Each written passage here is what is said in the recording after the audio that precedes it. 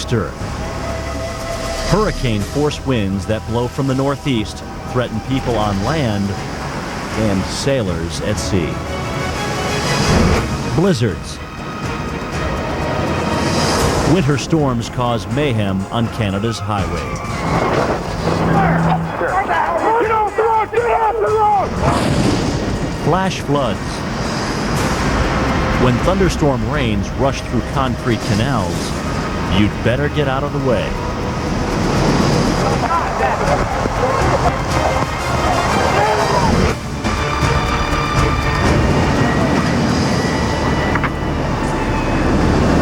That's coming up on Storm Story.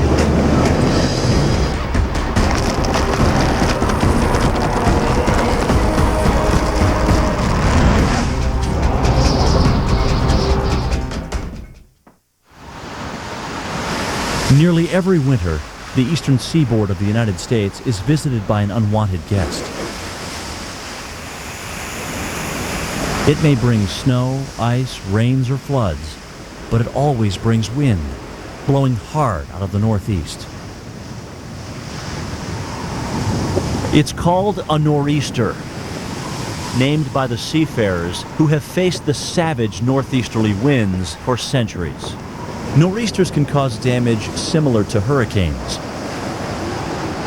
But unlike most hurricanes in New England, these storms can last for days instead of hours, testing survival skills on land and sea. Most people won't go out in a nor'easter. We didn't see any other sailboats out that day. Dr. Mike Fracia and his sailing partner Phil Pape set sail knowing a nor'easter is brewing.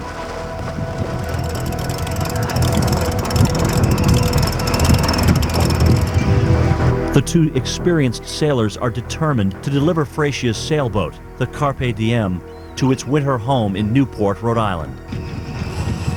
I had heard from Phil that the weather was really going to be horrendous. And despite that, I told him we were leaving anyway. I had commitments to my family, and we were going to leave midnight Friday night, early Saturday morning, come hell or high water. Looking back, I guess I got them both. Hell and high water. Nor'easters are massive storm systems that hurl towering waves and high winds at the Atlantic coast. I've seen the power of the waves. It was a little overwhelming and a little frightening, to say the least. Off the coast of New England, DeWitt Smith's family built a summer home on Nantucket Island's exposed shore, despite the risks. It was a 3-bedroom cottage that had a front porch that looked due east. An eastern exposure is a dangerous orientation, 100 feet from the shoreline. It's nor'easters, not people, that draw that line, according to Dr. Hugh Willoughby of the Atlantic Meteorological and Oceanographic Labs. Nature is constantly rearranging beaches. So legal documents down at the courthouse may say that you own the land, but you're really just renting it from the ocean.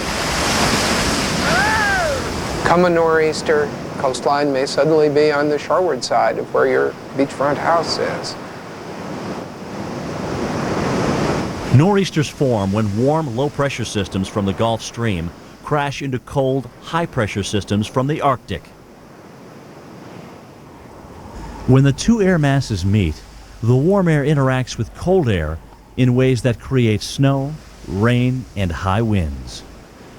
Here, a nor'easter's counterclockwise rotation is evident. The rotation is why the storms whip the coastline with northeasterly blasts. The duration is a big factor in how destructive it's going to be, because if it's a big storm, it takes a long time to pass. There's a lot of room for the wind to raise big waves, and the big waves go on for a long time. The nor'easter churns up waves as high as 12 feet. For the first 6 hours, Mike Fracia's sailboat handles the rough sea. But then, the nor'easter raises the stakes. We took 2 really big waves right in succession over the starboard side of the boat.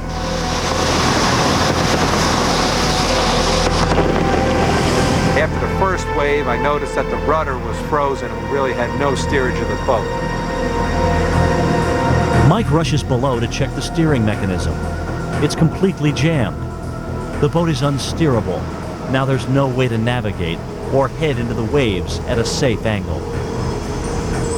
The sail, whipping in 60-mile-an-hour winds, must be taken down, or the skipper fears the boat may jibe and tip over.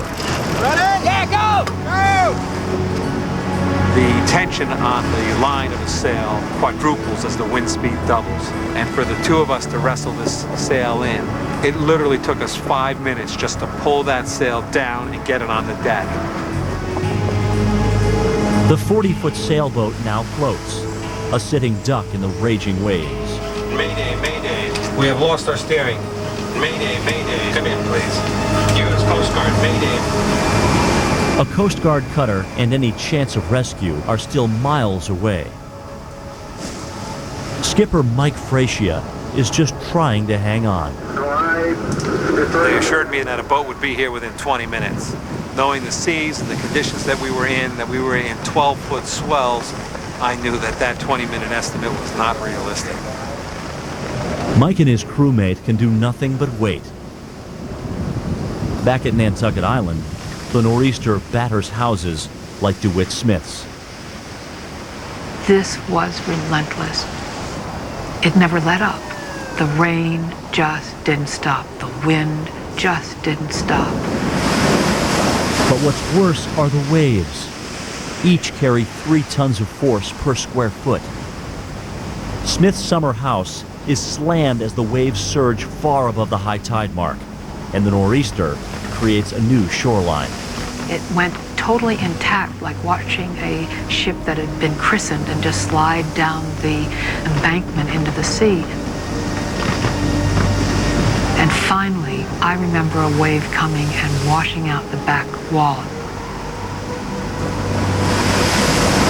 And then the next wall of water came over, and a side wall went out.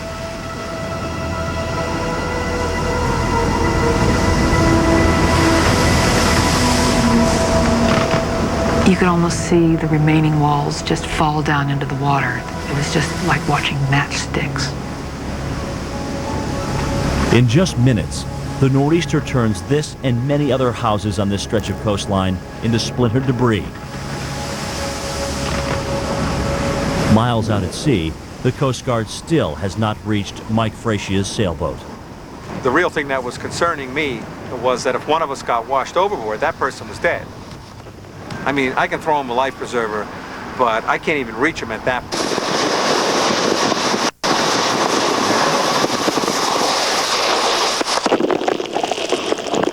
Finally, a 40-foot Coast Guard vessel arrives.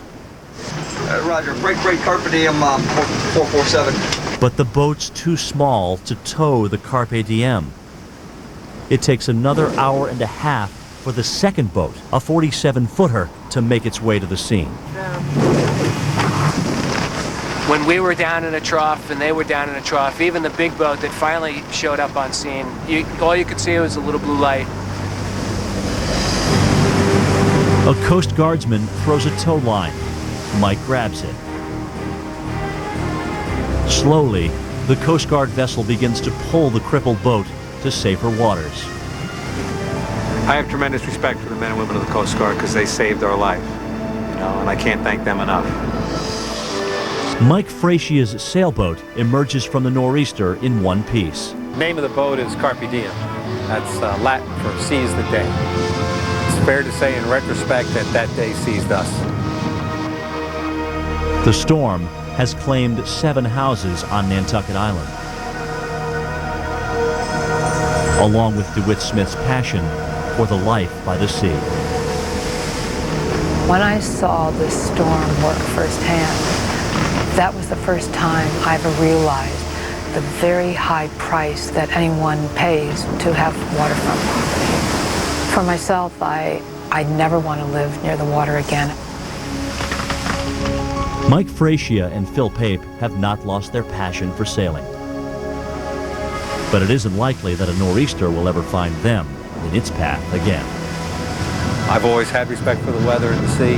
I gained a lot more respect. Coming up on Storm Stories, Canadian winters wreak havoc on the road, and flash floods cause a desperate struggle for survival.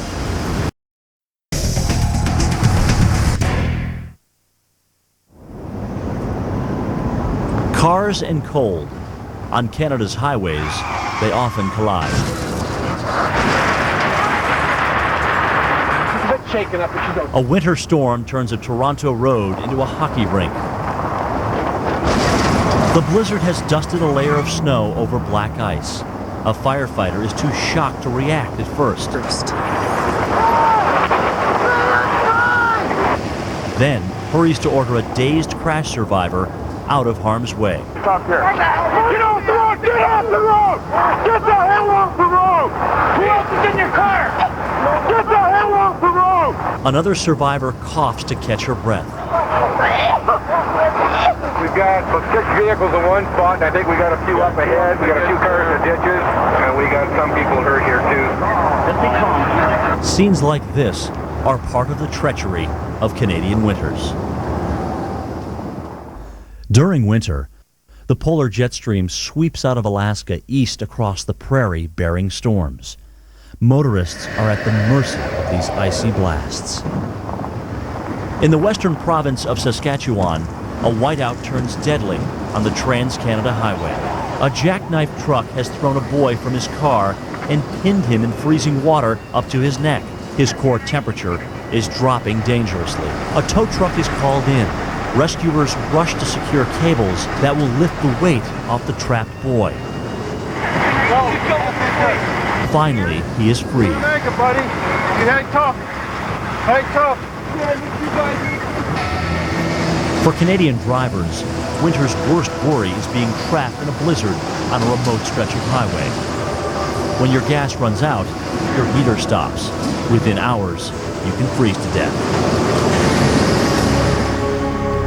4 days after Christmas, Canada's westernmost province of British Columbia is battered by the worst storm in a century. It starts with what's known as the Pineapple Express. Warm tropical moisture, blown up from Hawaii, collides with cold Arctic air to create a colossal blizzard. Snow paralyzes the Fraser Valley, 2 hours east of Vancouver. Trouble starts when Mounties close the freeway. Cars taking the back roads soon get trapped by blowing snow. Robert Brown and his family are in one of them. We were following other cars along this road that was almost visible with the snow blowing across it, and suddenly they were stopped in front of us. A truck up ahead said, well, there's just somebody stuck, it'll be a few minutes and they'll be out. The few minutes turned into 9 hours. Not only is the Brown family stranded, now they face the danger of being buried alive as snow piles up and frozen to death in minus 20-degree temperatures. Central Fraser Valley Search and Rescue, Central Fraser Valley Search and Rescue, all. A local search and rescue team, led by Dave Dungy, gets the call. We knew that there were some people trapped, and we knew that somebody was injured, and that we had to get that person out of that area right away. And then the weather started to even get worse. But as Dungy's rescue effort begins, heavy snowfall, whipped by wind gusts up to 100 miles an hour, bury all the roads. Snowplows are useless now. We couldn't even get to where the people were. We had to wait till front-end loaders came in to clear a path for us. And then as we went in there, our convoy started to get stranded also. Blocked by drifts up to 10 feet deep, the search and rescue team is forced to continue on foot. Braving brutal cold, they search every car for the stranded. Can't see much. Can you see that? There's a sweater in there. Yeah. On the driver's side, right? It's hard to tell. We followed each other to the different vehicles. The winds were 100 miles an hour. We're weaving in between cars with 4-foot high snowdrifts all around them. In the matter of time that we left to get this person, our rescue vehicle froze solid. Unable to get vehicles in or out, Dungy's team can't evacuate the stranded, nor can they leave them in their cars to perish from the cold. So they turn to the local farmers. The Abbotsford police got all the phone numbers to the people in that area and asked them to turn their lights on and to take people in when needed. Farmhouse lights start turning on. Rescuers hustle to guide the stranded to safety. You should go to the house. What's that? You all should go to the house. Get ready. You can't stay in here. We are checking in the nearby house if they're gonna take them in. A little cold tonight, huh? Oh, yeah. Come on with me, gentlemen. Robert Brown and his family are among the rescued. They started bringing people from the back of the line first to the farmhouse in groups of half a dozen or 10 people at a time, and 100 people from where we were stuck on the road got into one farmhouse. They'll stay at the packed farmhouse because no snowplow gets through the next day. Powerful gusting winds pile snow higher and higher.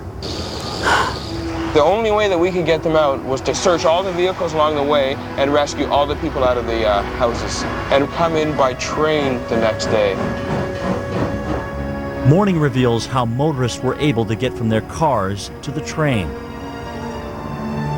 As people emerge from shelters, there are joyful reunions. Let's go home. Not a single life is lost in the Fraser Valley blizzard, but stranded cars are everywhere. Work begins to dig out from huge drifts, and people are grateful to those who braved the fierce Canadian elements to save them from the snow. In an emergency, it really pays off for a community to have people like that around who can be called upon to help. Next on Storm Stories, hanging on for dear life in a flash flood. Every summer in the American Southwest, the skies over New Mexico put on a glorious electric light show. But with the beauty comes the rain and the danger. Nestled in the Sandia Mountains is the desert city of Albuquerque. When rain runs down the mountain slopes, it rushes into storm-carved gulches that Spanish settlers called arroyos. 3 decades ago, engineers began paving the arroyos over, rushing floodwater right through the city.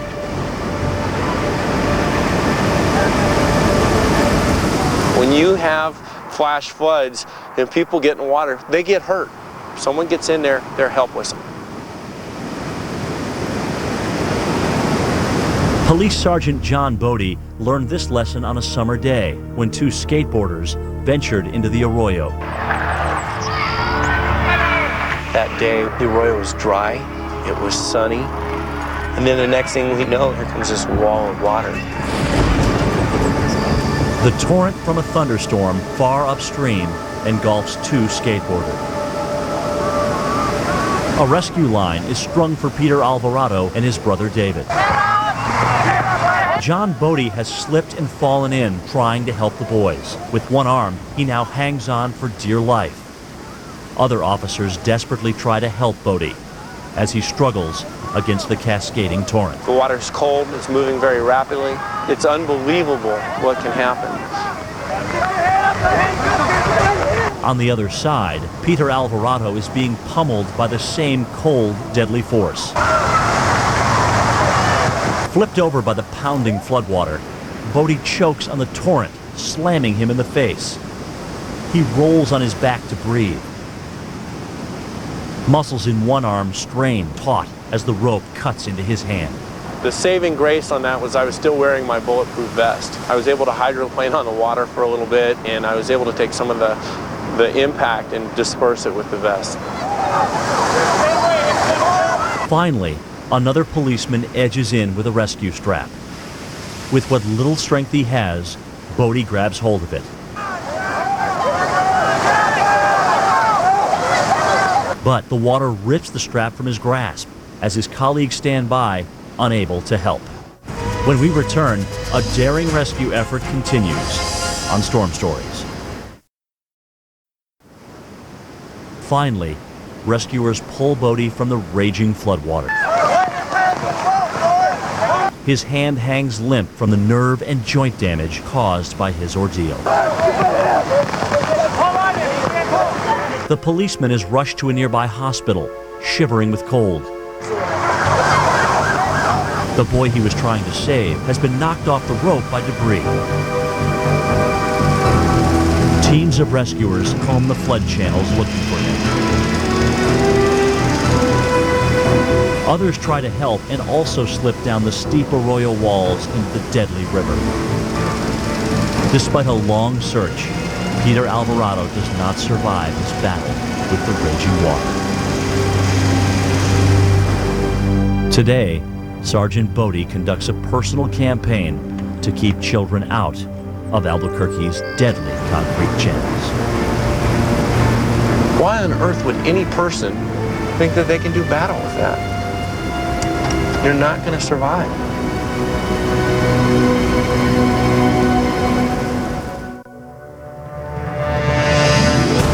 For Storm Stories, I'm meteorologist Jim Cantori. Stay tuned for your local forecast next. And welcome to Monday, everybody. Get ready for a temperature turnaround. Well, we've watched the snow come down in upstate New York today. Warmer weather is on the way tomorrow, but it is not all good news. We'll have the details for you straight ahead on the Weather Channel Evening Edition.